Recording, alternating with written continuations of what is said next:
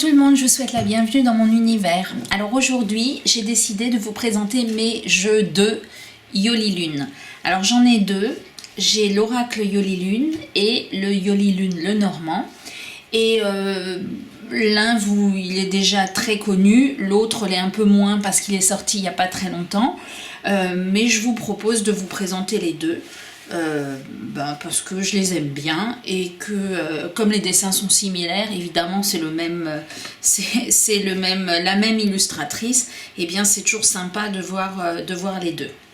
Alors les deux jeux se présentent avec des cartes de présentation, avec les mots qui sont sur la carte ainsi que plusieurs mots-clés et une proposition de tirage dans l'oracle. En ce qui concerne le Normand, alors les cartes sont en peau de pêche alors que là elles étaient brillantes, mais les deux sont de très bonne qualité. Et ce qui est sympa, donc il se présente aussi avec les mots-clés et avec des tirages. Et ce que je trouve très sympa dans le Normand, eh bien, c'est que sur toutes les cartes, il y a l'indication, donc il y a le nom, il y a la référence à la cartomancie, et surtout, il y a un petit carré à côté qui vous dit tout de suite s'il s'agit d'une carte neutre. Dans ce cas-là, le petit carré est bleu. Alors attendez, je vais faire un zoom, pas trop, pour qu'on puisse voir toutes les cartes. Donc quand la carte est neutre, ben, c'est un petit carré bleu.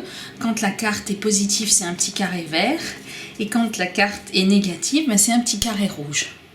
Et donc ce que je trouve très sympa, c'est que débutant ou pas, ça fait toujours un petit rappel.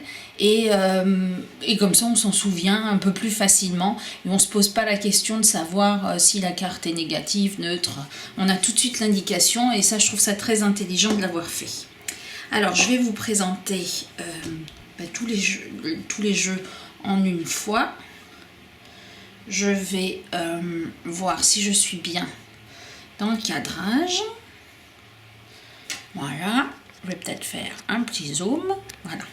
Donc ce que j'aime beaucoup dans ces jeux, c'est d'une part les représentations et d'autre part que il y a des... alors pas dans le Normand, mais dans l'oracle, il y a des cartes négatives. Et je déteste les jeux avec que des cartes positives, même si on peut toujours dire qu'on les apprécie, qu'on les interprète à l'envers. Enfin, quand elles sont à l'envers, on les interprète d'une manière négative. Moi, ça me dérange. J'aime les jeux avec les cartes négatives. Et donc, dans le Normand, il y a des cartes négatives. Et dans son oracle, il y a plein de cartes négatives aussi. Et je trouve ça super intéressant. J'adore ces représentations. Je trouve que c'est vraiment très artistique, très bien trouvé. Et dans l'oracle, il y a plein de mots-clés qui sortent un peu de l'ordinaire, qu'on ne trouve pas forcément dans les autres oracles. Et donc, je l'aime beaucoup. Ça fait plusieurs années que j'ai C'était l'un de mes premiers jeux d'ailleurs, l'oracle.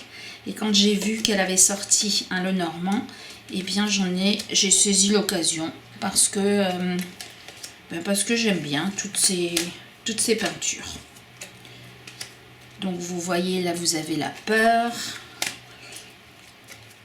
Là on a la cigogne. Là on a l'assistance. On a le temps et l'argent. Le chien, la tour. C'est des dessins simples mais très pertinents. Ça change de tous ces oracles faits à l'IA qui sont parfaits. Alors après je dis ça, mais le Normand que j'ai créé, je l'ai fait à l'IA, mais je l'ai créé pour moi. Je ne l'ai pas créé pour le vendre. Il est en vente sur Make Playing Cards parce que c'est leur façon de fonctionner. Mais je l'ai fait prioritairement pour moi. Parce que j'avais envie de créer, et comme je suis nulle en dessin, je l'ai créé avec l'IA. Mais moi, ce que je n'aime pas, c'est les IA, enfin les artistes qui vous disent qu'ils créent en fait pour vendre avec l'IA. Après, c'est mon opinion. En tout cas, ce jeu-là, eh bien, je l'adore. Ces jeux-là, je les adore. Et la qualité est vraiment très très bonne.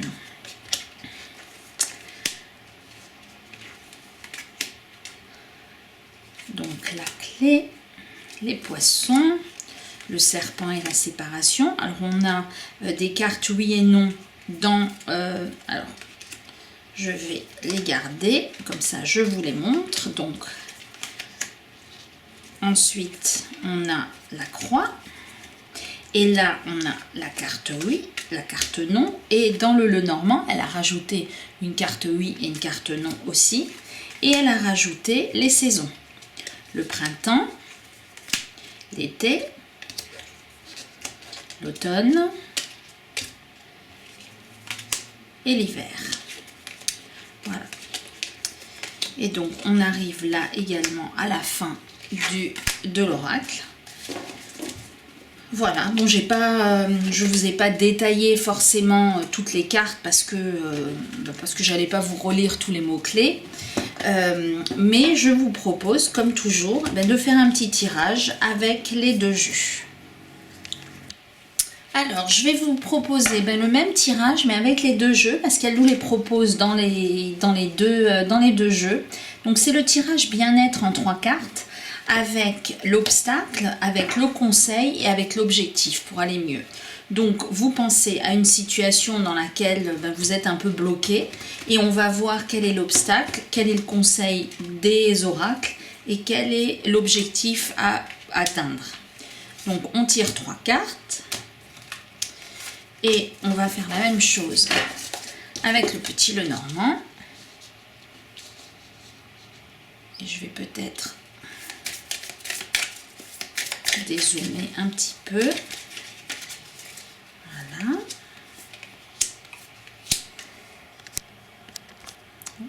Comme quand je vous dis que j'y arriverai jamais, j'y arriverai jamais. Hein. Alors, l'obstacle dans votre situation.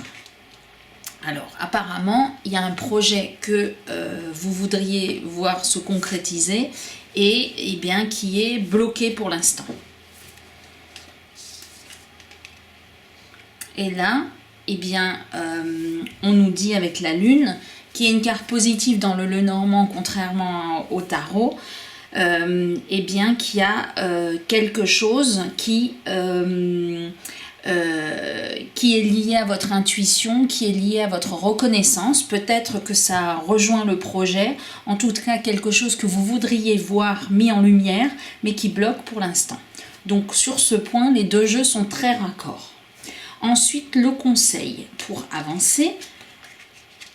Alors là, on a la carte de l'invitation et là, on a la carte du soleil. Alors je pense qu'il faudrait peut-être accepter une invitation, accepter de mettre quelque chose en lumière parce que c'est très intéressant. Donc ce qui bloque pour l'instant, c'est la lune et ce que vous devriez faire, eh bien c'est le soleil. Alors c'est peut-être de sortir, peut-être d'accepter de voir du monde parce que peut-être que ce projet est est bloqué parce qu'il n'y a pas assez de gens qui le connaissent. Peut-être que vous ne communiquez pas assez par rapport à ce projet. Je suis désolée pour les aboiements, c'est les aboiements des chiens de mon voisin. Et j'ai ouvert la fenêtre parce qu'il faisait un peu chaud. Donc là, on voit qu'il y a quelque chose qui devrait être mis en lumière, mais qui pour l'instant ne l'est pas. Et on vous conseille bien, de vous ouvrir un peu plus et peut-être de parler de ce projet pour débloquer la situation. Et ensuite, l'objectif, votre objectif pour aller mieux, eh bien, alors c'est de retrouver le désir, peut-être le désir d'avancer, peut-être que vous avez tellement mené ce projet à bout de bras que c'est un peu retombé, que vous vous dites que vous allez peut-être abandonner et que ça ne marchera jamais. Et là, on vous dit qu'il faut peut-être retrouver l'envie de mener ce projet à bout. Et c'est peut-être pour ça qu'il faut que vous sortiez un peu plus et que vous en parliez un peu plus. Et là, le Lenormand, il nous parle de la faux. Donc là, on nous dit qu'il y a peut-être quelque chose à couper pour, alors, ou à couper ou à récolter. En tout cas, il va falloir changer quelque chose dans votre situation pour pouvoir repartir de plus belle et pour pouvoir faire aboutir ce projet. Donc je trouve que les deux tirages, eh bien, ils sont raccords. On est d'accord sur le fait que pour l'instant une reconnaissance bloque, que vous devriez vous ouvrir un peu plus et qu'il faudrait retrouver l'envie de faire quelque chose et peut-être couper avec une certaine situation pour aller vers une nouvelle situation et récolter les fruits de ce que vous avez semé. Voilà, j'espère que cette présentation vous aura plu et je vous dis à bientôt.